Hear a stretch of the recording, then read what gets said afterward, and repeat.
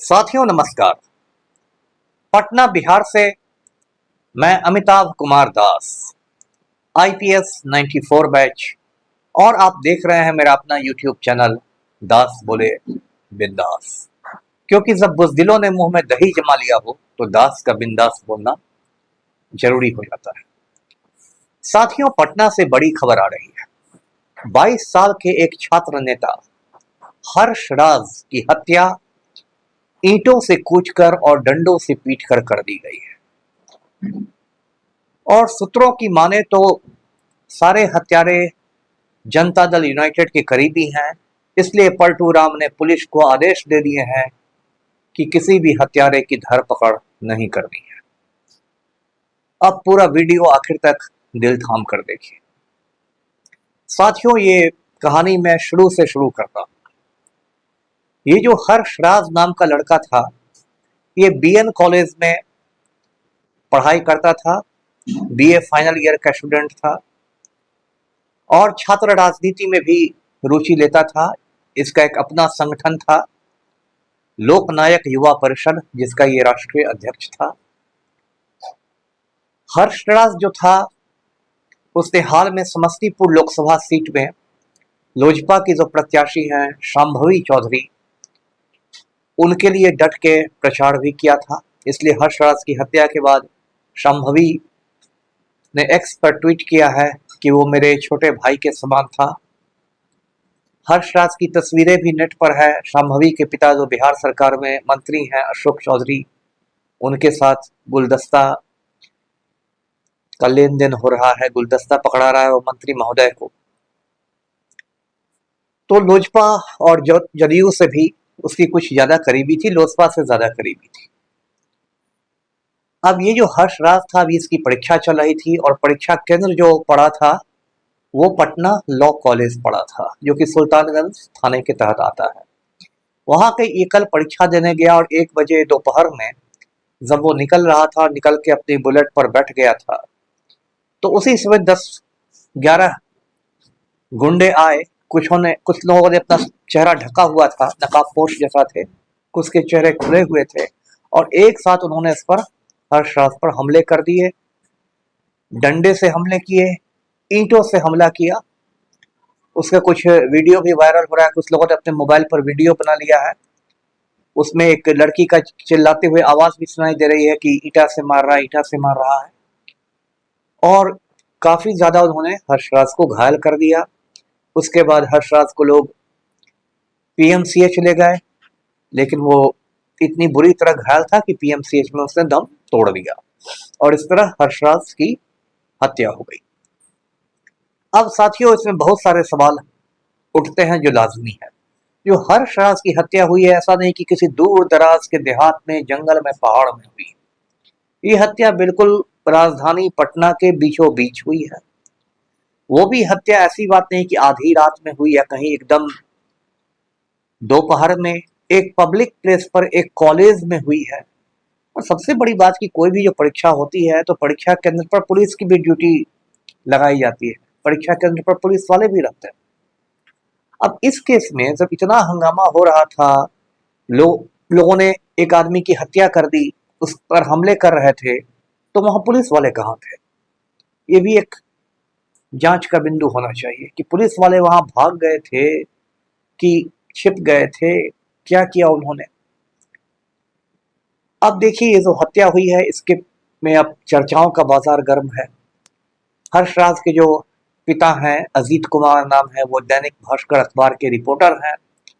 उनका मैं बयान सुन रहा था, वो कह रहे थे कि हर्षराज छात्र संघ, पटना यूनिवर्सिटी छात्र संघ का चुनाव लड़ने जा रहा था, अध्यक्ष पद के लिए लड़ने जा रहा था। उसके पिताजी उसको समझाते भी थे कि हम लोग पत्रकार हैं, ज्यादा पैसे नहीं है, लेकिन वो अड़ा हुआ था कि नहीं, चुनाव तो लड़ना है। एक बात आ रही है कि दशहरे के समय में पटना के एएन कॉलेज में एक डांडिया नाइट रखा गया था। आप जानते हैं डांडिया जो होता है वो पहले गुजरात में ज्यादा पॉपुलर था, पिछले कुछ सालों में पूरे देश में पॉपुलर हो गया है और खासकर नवरात्रि के समय होता है। तो डांडिया नाइट रखा गया था। उस दौरान किसी लड़की से किसी के साथ छेड़खानी हुई थी। उस पर जो बाउंसर लोग होते हैं जो लंबे चौड़े पहलवान होते हैं सुरक्षा वाले, उन लोगों ने 2-4 लड़कों की पिटाई कर दी थी और कहा जा रहा है कि हत्यारे जो थे वो वही पिटाई खाने वाले लड़के थे। इस तरह की बहुत सारी बातें सामने आ रही है। अब देखिए, एक ये भी बात है कि ये जो जिसकी हत्या हुई है ये अशोक चौधरी का बहुत करीबी था, जैसा मैंने आपको बताया। शांभवी चौधरी तो इसे अपना भाई ही मानती थी। अब आपको याद होगा, यही जो अशोक चौधरी हैं, 8-10 दिन पहले इन्होंने बड़ी एक बेशर्मी के साथ, बहुत निर्लज्जता के साथ एक बयान दिया था। जब माफिया डॉन अनंत सिंह मिलने गया था अशोक चौधरी से पैरोल के दौरान, तो अशोक चौधरी बोले कि लोगों के लिए वो बाहुबली हो सकते हैं, मगर मेरे लिए तो अनंत सिंह संत के समान। बताइए, ये निर्लज्ज मंत्री महोदय एक सजा याफ्ता कैदी को, जिसको कोर्ट ने सजा सुनाई है, सजा याफ्ता कैदी को संत घोषित कर रहे थे। और अब जब इनके करीबी की हत्या हो गई है तो यही लोग न्याय के लिए छाती पिटेंगे कि गिरफ्तारी हो, गिरफ्तारी हो। अरे चौधरी जी, बबूल का पेड़ लगाने के बाद किसी को आम नहीं मिले। बबूल का पेड़ लगाइएगा तो कांटे ही मिलेंगे। अपराधियों को संत घोषित कीजिएगा मंत्री होने के बावजूद, तो बिहार में अपराध बढ़ेंगे ही बढ़ेंगे। तो साथियों, अब ये जो मामला है ये तो अब तूल पकड़ेगा। इसलिए भी तूल पकड़ेगा क्योंकि अभी चुनाव का समय है। 1 जून को पटना में मतदान होना है 7वें चरण का। आज कारगिल चौक जो है वहां पर अभी राजद वाले काफी प्रदर्शन भी कर रहे हैं। विपक्ष को तो एक हमला करने का मौका मिल गया, तो सब कुछ हो रहा है। अब देखिए, इसमें कई बातें हैं। पहली बात तो देखिए, मैं ये जो वीडियो बना रहा हूँ, मैंने अपना परिचय दे ही दिया, लेकिन मैं इसको एक पटना यूनिवर्सिटी के पूर्व छात्र के रूप में भी बना रहा हूँ। मैं खुद पटना यूनिवर्सिटी में पढ़ चुका हूँ। 84-86 बैच जो था, सन 84 से 86 में मैंने ISC किया था साइंस कॉलेज पटना से। फर्स्ट ईयर में मैं न्यूटन हाउस में था, सेकेंड ईयर में कैवेंडिश हाउस में था। अशोक राजपथ का मैं चप्पा चप्पा जानता हूँ।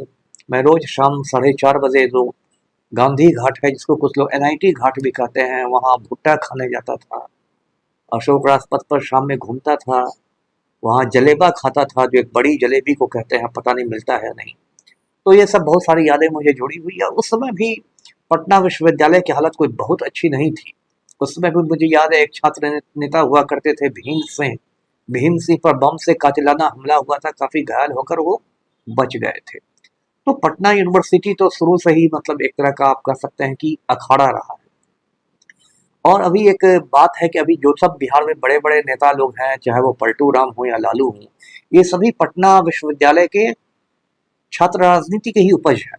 74 में जब JP आंदोलन हुआ था, बिहार में छात्रों का आंदोलन JP के नेतृत्व में, उस समय ये लालू यादव पटना विश्वविद्यालय छात्र संघ के अध्यक्ष हुआ करते थे, या हुआ करता था। और उस समय जो संपूर्ण क्रांति रैली हुई थी पटना के गांधी मैदान में, उसमें जयप्रकाश नारायण ने संपूर्ण क्रांति का नारा दिया और उसकी अध्यक्षता, उस रैली की अध्यक्षता लालू ने ही की थी। और लोग कहते हैं कि लालू ने ही पहली बार JP को लोकनायक कह के बुलाया भी था। अब देखिए, उसी छात्र नेताओं में से एक पलटू राम प्रदेश के मुख्यमंत्री हैं, और एक छात्र नेता मुख्यमंत्री बन गया और दूसरा छात्र नेता को ईंटों से कूचकर मारा जा रहा है। तो इसके लिए दोषी कौन है? अब देखिए, हम लोग जब थे पटना यूनिवर्सिटी में पढ़ते थे तो हमारे न्यूटन हाउस में तो खैर बहुत अच्छा माहौल था, कैवेंडिश हाउस में भी बहुत अच्छा माहौल था, फैराडे हाउस में भी बहुत अच्छा माहौल था। एक प्राइवेट हॉस्टल चलता था पटना यूनिवर्सिटी का, संतोष भवन, जो बाद में बंद हो गया जब भाभा हॉस्टल बन गया, वहाँ भी अच्छा माहौल था। भाभा हॉस्टल में भी मैं कभी कभी जाता था। CV रमन हॉस्टल था, सब में अच्छा माहौल था। हमारे समय यदि किसी एक मतलब हॉस्टल को थोड़ा विवादित माना जाता था तो वो सैदपुर छात्रावास था। सैदपुर हॉस्टल था, विवादित इसलिए माना जाता था क्योंकि उसमें मतलब अवैध ढंग से लोग रहते थे, हथियार रखते थे, कट्टा फट्टा रखते थे, जो एक होता है टिपिकल बिहार में जो अराजक छात्र रहते हैं, वो लोग सैदपुर छात्रावास में रहते थे। खैर, तभी मैं लगभग ये आपको 40 साल पहले की बात बता रहा हूँ। आज जो स्थिति है वो तो खैर बहुत खराब हो गई है। अब तो ये स्थिति है, मेरे पास भी स्टूडेंट्स लोग आते रहते हैं, वो बताते हैं कि पटना यूनिवर्सिटी में मतलब हर कुछ दिन पर इस तरह की मारपीट की घटना होती है। किसी ने उसको पीट दिया, किसी ने उसको पीट दिया। बहुत सारे मामलों में तो मतलब FIR दर्ज ही नहीं होता है। पुलिस के पास लोग जाते हैं, पुलिस दर्ज नहीं करती तब तक कोई बहुत बड़ा कांड ही नहीं हुआ, और बिल्कुल अराजक स्थिति है। सुशासन आने के बाद यानी कि पलटू राम के शासन के बाद एक और नई चीज देखने को मिली, वो कि पटेल छात्रावास का दबदबा बढ़ा। अब आप पूछेंगे कि पटेल छात्रावास का दबदबा क्यों बढ़ा? तो पटेल छात्रावास में कुछ कुर्मियों ने अवैध तरीके से कब्जा किया हुआ था, और आप जानते हैं कि जो पलटू राम है वो खुद को बिल्कुल कुर्मी किंग के रूप में प्रस्तुत करते हैं। फरवरी 1994 में गांधी मैदान में कुर्मी चेतना रैली हुई थी, उसको पलटू राम ने संबोधित किया था। पलटू राम तो बिहार को कुर्मिस्तान बनाने की ओर भी अग्रसर है। तो पलटू राम के आशीर्वाद से ही, पलटू राम के संरक्षण से ही पटेल छात्रावास के गुंडों ने वहां आसपास में बहुत ज्यादा गुंडागर्दी की, और शायद आज भी कर रहे हैं। अभी भी तो हत्या हुई है, ये जो हर्षराज की हत्या हुई है, इस हर्षराज की हत्या में भी लोग कह रहे हैं, जैसा बता रहे हैं लोग, कि पटेल छात्रावास के लड़कों का हाथ हो सकता है। अब जब पटेल छात्रावास के लड़कों का यदि सच में हाथ हो सकता है, तब तो मैं समझ सकता हूं कि अभी पटना पुलिस पर कितना ज्यादा राजनीतिक दबाव होगा इस केस की लिपापोती करने का। अभी तो चूंकि मामला बहुत गर्म है, तो पुलिस भी लगी हुई है दिखाने में कि बहुत हम लोग तत्पर हैं। लेकिन आपको याद होगा 2-3 हफ्ते पहले ऐसे एक सौरभ कुमार नाम के युवा की हत्या हुई थी, जो पलटू राम का करीबी था। उसकी भी तस्वीरें मुख्यमंत्री के साथ नेट पर हैं। प्रॉपर्टी डीलर का काम करता था, पुनपुन में एक शादी समारोह से लौट रहा था, आधी रात में हत्या कर दी गई। पुलिस ने ऐसे हवा में कुछ तीर चलाया, लेकिन कुछ खास उपलब्धि हुई नहीं। धीरे धीरे वो मामला ठंडा हो गया। तो पुलिस की एक मतलब रणनीति होती है कि शुरू में थोड़ा उछल कूद करती है और मामले को ठंडा होने का वो इंतजार करती है। जब मामला धीरे धीरे ठंडा हो जाता है, सब कोई नई घटना हो जाती है, लोग पुरानी घटना को भूल जाते हैं, तो फिर पुलिस उस पूरे मामले को ठंडे बस्ते में रख देती है। मुझे ये आशंका इस बार भी है कि हर्षराज के हत्यारों को बचाने की पूरी कोशिश की जाएगी, क्योंकि उसके हत्यारे कहीं ना कहीं पलटू राम के करीब हैं। और आप जानते हैं हमारे मुख्यमंत्री का क्या चरित्र है, किस तरह से वो अपराधियों के साथ देते हैं। ये तस्वीर मैं पहले भी आपको दिखा चुका हूँ कि किस तरह जो मुख्यमंत्री पलटू राम है, एक चपरासी की तरह हाथ पैर जोड़कर माफिया और डॉन अनंत सिंह के सामने खड़े रहते हैं। अभी चुनाव के समय जो इतना संवेदनशील समय होता है, तब पलटू राम ने अनंत सिंह को जेल से बाहर निकाल दिया, ये कहकर कि इनको पुश्तैनी जमीन का बंटवारा करना है। और किसी ने पलटू राम से ये सवाल नहीं किया, मीडिया में तो मुझे लगता है किसी ने नहीं किया, कि यदि जमीन का बंटवारा करना था तो 4 जून का इंतजार नहीं किया सकता था? मतगणना के बाद जमीन का बंटवारा नहीं किया सकता था? तो सिर्फ मुंगेर लोकसभा सीट में ललन सिंह की मदद करने के लिए पलटू राम ने एक माफिया डॉन को जेल से बाहर कर दिया। और उस माफिया डॉन ने किया क्या? यूट्यूब चैनलों को इंटरव्यू देता रहा, मेरे बारे में अनशंट बातें करता रहा, और पता नहीं जमीन का बंटवारा किया या नहीं, दोबारा जेल चला गया ये कहकर कि जल्दी ही फिर लौटूंगा।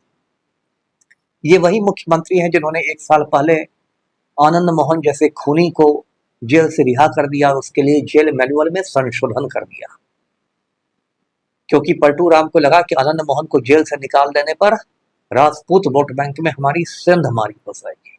ये वही बिहार है जहां एक आम आदमी ब्लॉक दौड़ते दौड़ते चप्पल घिस लेता है, थाना दौड़ते दौड़ते चप्पल घिस लेता है, उसका एक काम नहीं होता है, वो सिर्फ दलालों के चक्कर में घूमते रह जाता है। और उस बिहार में एक सजा याफ्ता खूनी के लिए जेल मैनुअल में संशोधन कर दिया गया, कारा हस्तक नियम में बदलाव करके खूनी को बाहर कर दिया गया।